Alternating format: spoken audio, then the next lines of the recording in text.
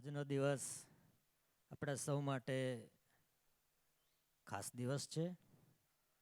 આજે મને ગર્વ એ વાતનો છે કે 200 વર્ષથી જ્યાં ભગવાન સ્વામિનારાયણે સ્વયં આ મંદિર ઉપર ધજા ફરકાવી છે, એ મંદિરના પ્રાંગણમાં 26 જાન્યુઆરી અને 15મી ઓગસ્ટે ધ્વજવંદન થાય છે.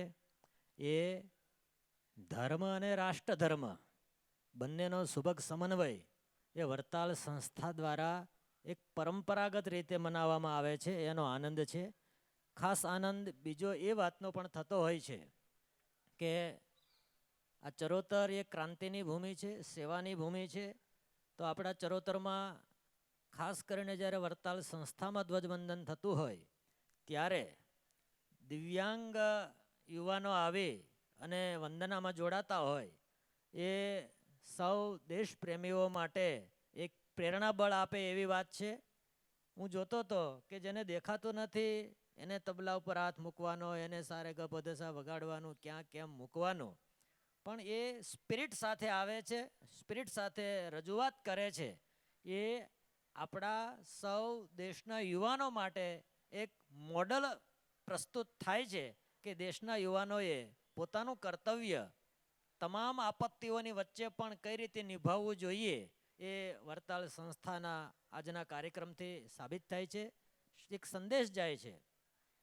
દર વર્ષે આપણે આ વંદના કરીએ છીએ, એમાં પણ આજનો દિવસ આપણા માટે આનંદ અને ગૌરવનો એટલા માટે છે કે આપણે ઘણીવાર જવાનોને યાદ કરીએ છીએ, બોર્ડર ઉપર કામ કરતા દેશના વીર સૈનિકોને યાદ કરીએ છીએ, પરંતુ આજે તો એ સૈનિકો આપણી વચ્ચે સાક્ષાત ઉપસ્થિત છે. અને આજે ફોજી અહીંયા ઉપસ્થિત છે એનું શ્રેય આ મૂછોવાળા કાકાને આલવું પડશે, क्योंकि उनके दिल में एक ही बात रहती है कि देश यानी कि राष्ट्र धर्म और अपना धर्म. उसके सर पे टोपी है वो फौजी की है, लेकिन भाल पे जो चिन्ह है वो स्वामीनारायण संप्रदाय का हिंदू सनातन परंपरा का चिन्ह है. हमारे आचार्य जी महाराज, राकेश प्रसाद जी महाराज, हमारे लालजी महाराज, हमारे संत वृंद आज देशवासियों के लिए हमको क्या करना चाहिए, प्रवचन से नहीं, दिव्यांग और जवान दो अपने आचरण से बता रहे हैं कि राष्ट्र के प्रति हमारा कर्तव्य क्या होना चाहिए.